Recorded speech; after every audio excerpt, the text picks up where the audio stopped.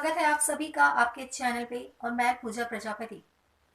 लगातार कोरोना की दूसरी लहर से इन्फेक्टेड लोगों की मौत का आंकड़ा बढ़ता ही जा रहा है, लेकिन प्रशासन की बात करें तो उसकी सबसे बड़ी लापरवाही सामने आ रही है।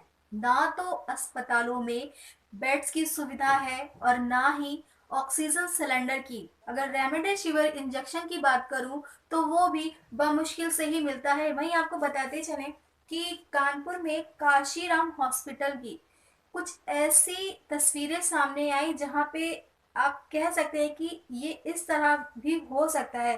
कहने का मतलब है कि काशीराम हॉस्पिटल में मरीज जा रहा है, वो कैंसर का पेशेंट है, लेकिन उसे कोरोना वार्ड में शिफ्ट कर दिया जाता है। किसकी लापरवाही है? आ रही है, न शासन साथ दे रहा है, न प्रशासन साथ दे रहा है। आज साथ आपको देना होगा। अगर आज आप चुप बैठे, देखिए ये देखो तीमारदार कैसे लगे हुए हैं, कितने परेशान हैं। ये देखिए ये लोग कितने परेशान हैं, यहाँ काफी दिन से लगे हुए हैं। यहाँ पर एक वृद्ध औरत की स्थिति तो इस तरह है कि उनको हम दिखा भी नहीं सकते। आपको दिखाएंगे तो शायद आपको शर्म आ जाए। देखिए ये क्या स्थिति है यहाँ पर। हम आपको एक बार फिर से दिखाते हैं वहाँ की फुटेज। ये देखिए ये किस तरह मारा जा रहा है। डॉक्टरों द्वारा पेशेंटों की हत्या की जा रही है। हम आपको ऊपर की तस्वीरें दिखाते हैं। ये अस्पताल बड़ा है, जहां डॉक्टरों के नंबर दिए गए हैं, प्रशासन के नंबर दिए गए हैं, लेकिन उस पर अगर कॉल किया जाए तो कोई कॉल रिसीव नहीं होती। मोबाइल नंबर उनका स्विच ऑफ जा रहा है। ये स्थिति है अस्पतालों की। ये देखिए यहाँ पर ये ऐसे बोल रहे हैं। हम माफ करें, हम थोड़ा अश्लील दिखाएंगे आपको, क्योंकि ये देश के लिए जरूरी है, इसलिए हम आज अभद्रता करने के लिए मजबूर हो गए हैं। देखिए ये कोविड के पेशेंट हैं, ये इनकी स्थिति देखिए, कोई देखने वाला। ये गंदगी देखिए, महिला ने पानी पिलाई। ये देखो ये महिला पानी पिला रही है ना, कोई साथ देने वाला नहीं है। अगर आज आप चुप बैठे तो यकीन मानो एक दिन आपकी भी स्थिति ऐसी होगी। शेयर करो, ज्यादा से ज्यादा इस वीडियो को शेयर करो। कमरा दिखाओ, इसीलिए इनके कमरे में कोई पेशेंट नहीं जा रहा। देखिए इनकी स्थिति क्या है। पानी पियो। ये देखिए यहाँ पर एक बच्चा पड़ा हुआ, उसका कोई देखने वाला तक नहीं है। ये आप देख पा रहे होंगे। ये तीमारदार ही देखें, डॉक्टर नहीं देखेंगे। ये देखो इनका कमरा नंबर और इनका कमरा और इनका ये कमरा नंबर इनका 126। हम माफ कीजिएगा उधर जा नहीं सकते, क्योंकि यहाँ पर काफी गंदगी है और कोविड का मैटर है। ये देखिए ये यहाँ की स्थिति है। आप देखिए ये मुद्दा राष्ट्र का है, ये मुद्दा आपका है। आपको इस मुद्दे को ज़्यादा से ज़्यादा उठाना होगा। हमारा सहयोग करें, आप इस मुद्दे को उठाना होगा, क्योंकि जो दर्द हम सह रहे हैं, ईश्वर न करे वो दर्द आप सह। ये देखिए पीने का पानी नहीं है, ये देखा पानी नहीं है इसमें। ये स्थिति आपको गंदगी दिखाते हैं यहाँ की। ये देखिए ये पड़ा हुआ, कोई ध्यान देने वाला नहीं है।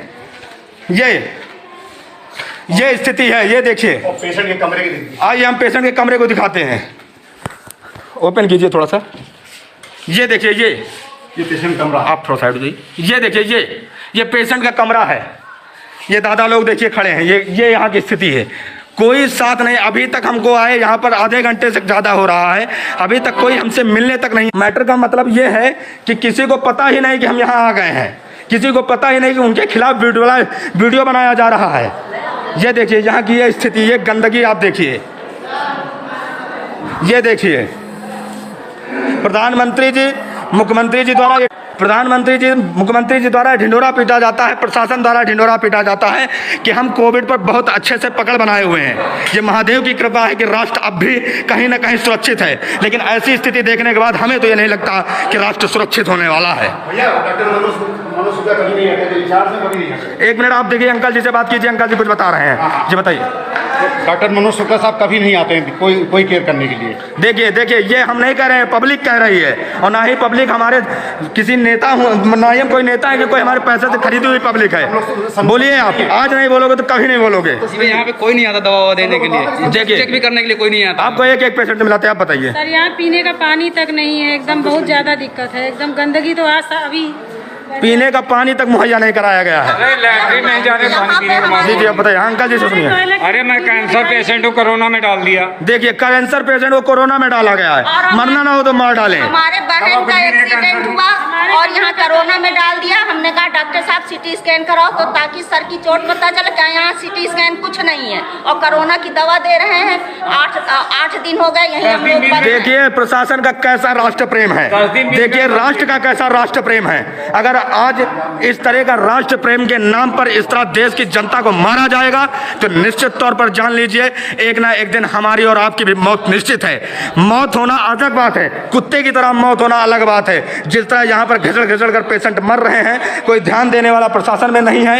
यहाँ तक कि कोविड-19 में जो पीपी किट मुहैया कराई जा रही है वो भी प्रशासन द्वारा नहीं दिया जा रहा है। जी बहुत बहुत धन्यवाद आप सभी का, आप इसको ज़्यादा से ज़्यादा सर। डॉक्टर आ नहीं रहे हैं चेकअप के लिए, किसकी लापरवाही है?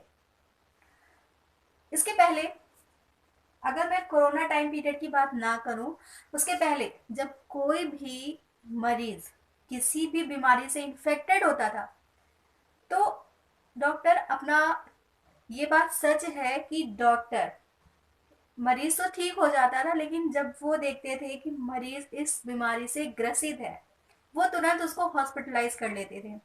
तब बेड भी अवेलेबल होते थे, मेडिसिन भी अवेलेबल होती थी और ऑक्सीजन सिलेंडर भी अवेलेबल होते थे।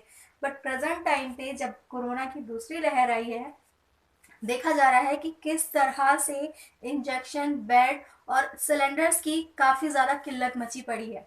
लेकिन अगर मैं प्रशासन की बात करूं तो सीएम योगी यानी कि हमारे प्यारे मुख्यमंत्री योगी जी, उन्हें तो पता ही नहीं है कि आखिर उत्तर प्रदेश में चल क्या रहा है।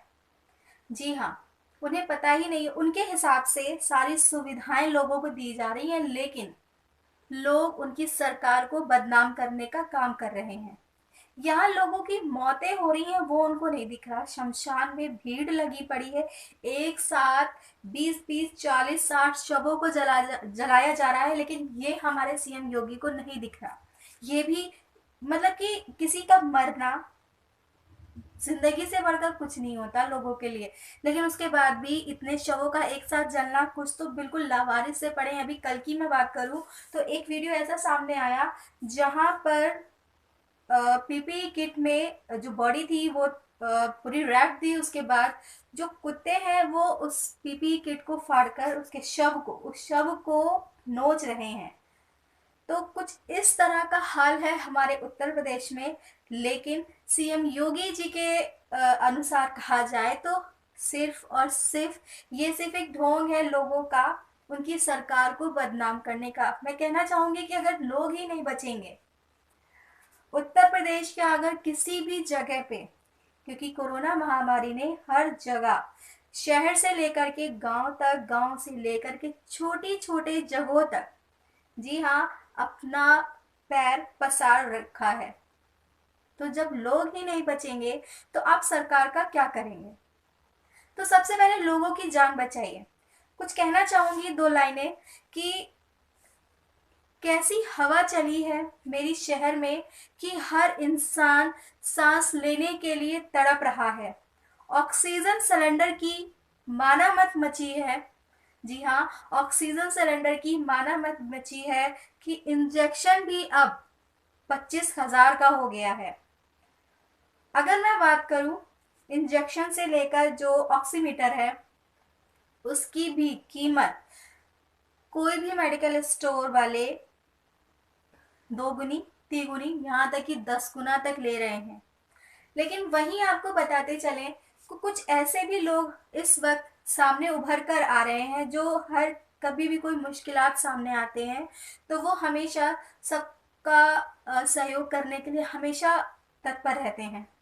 कुछ तस्वीरें हैं कानपुर में गुमटी के गुरुद्वारे की, जहां लोगों ने, जो सिख समुदाय के लोग हैं, उन्होंने गुरुद्वारे के सामने ही एक टेंट लगाया, बेड की, ऑक्सीजन सिलेंडर की व्यवस्था की कि जिन्हें भी, ये पूरा मामला कानपुर का है, कि जिन्हें भी तकलीफ है ज़रा सी भी, या फिर उन्हें ऑक्सीजन सिलेंडर अवेलेबल नहीं है, तो वो उस शिविर में आकर के राहत की सांस ले सकते हैं। मतलब कहने का मतलब है कि हर कोई अपनी तरफ से पूरी कोशिश कर रहा है, लेकिन हमारे मुख्यमंत्री जी के हिसाब से इस उत्तर प्रदेश में ऐसी कोई भी, मतलब उन्हें पता है कि कोरोना की दूसरी लहर ने लोगों को इन्फेक्टेड करना शुरू कर दिया है, लोगों की मौतें हो रही हैं, हर चीज़ की कमी है, लेकिन उनके हिसाब से उन्होंने जितने भी उनके प्रशासन के हिसाब से उन्होंने सारी जो सुविधाएं हैं वो मुहैया करा रखी हैं, लेकिन ये सुविधाएं लोगों को दिख क्यों नहीं रही हैं। एक तस्वीर सामने आती है जिसमें एक माँ अपने बेटे को ऑटो में लेके जाती है। एक तस्वीर सामने आती है जिसमें एक पति बुजुर्ग, जो कि बुजुर्ग है, वो अपनी पत्नी को साइकिल पे लेके जाता है और उसके बाद वो जिस गांव से बिलोंग करता है वहां पर उसकी पत्नी के शव को अंतिम संस्कार करने की परमिशन नहीं दी जाती कोरोना के डर से। ये सारी तस्वीरें हैं और ये सारी तस्वीरें जो हैं वो सीएम योगी जी को नहीं दिखती हैं। वहीं अगर मैं बात करूं कि किस तरह से लोग अपनी जान गंवा रहे हैं, एक बार मैंने अपनी पहले की भी वीडियो में बोला था कि सीएम योगी जी को निकल के देखना चाहिए, मोदी जी को निकल के देखना चाहिए कि किस तरह से लोग अपनी जान खो रहे हैं, लेकिन उनके हिसाब से ये सिर्फ और सिर्फ उनकी सरकार को बदनाम करने के प्रयास है। लगातार हर दिन मौत बढ़ती जा रही है। ऐसा नहीं है, कुछ पॉजिटिव भी बातें करती हूँ क्योंकि बहुत सोशल मीडिया में बहुत ज़्यादा ऐसी चीज़ें हो जाती हैं कि लोगों के माइंड में सिर्फ और सिर्फ नेगेटिविटी इतनी भर गई है कि नहीं, अगर कोरोना हो गया है तो सिर्फ और सिर्फ मौत ही होनी है। सोशल मीडिया में क्योंकि मैं भी सोशल मीडिया यूज़ कर रही हूँ, सबसे पहले मैं फेसबुक की बात करूँ तो फेसबुक में कई ऐसे लोग उभर कर सामने आए जो लोगों की मदद करने से बिल्कुल भी नहीं कतरा रहे। वो खुद स्ट्रेस में चले जा रहे हैं, स्ट्रेस में होने के बावजूद वो लोगों की मदद जो कर रहे हैं ना, उनको बिल्कुल एक सैल्यूट करने का मन करता है कि इस समय पे भी लोग एक दूसरे की मदद कर रहे हैं। लेकिन हमारे जो योगी जी हैं उनके हिसाब से उत्तर प्रदेश में ऐसा कुछ भी नहीं है। थोड़ी बहुत प्रॉब्लम्स हैं बट इतनी प्रॉब्लम्स नहीं है जितना लोगों ने बता रखा है उनको।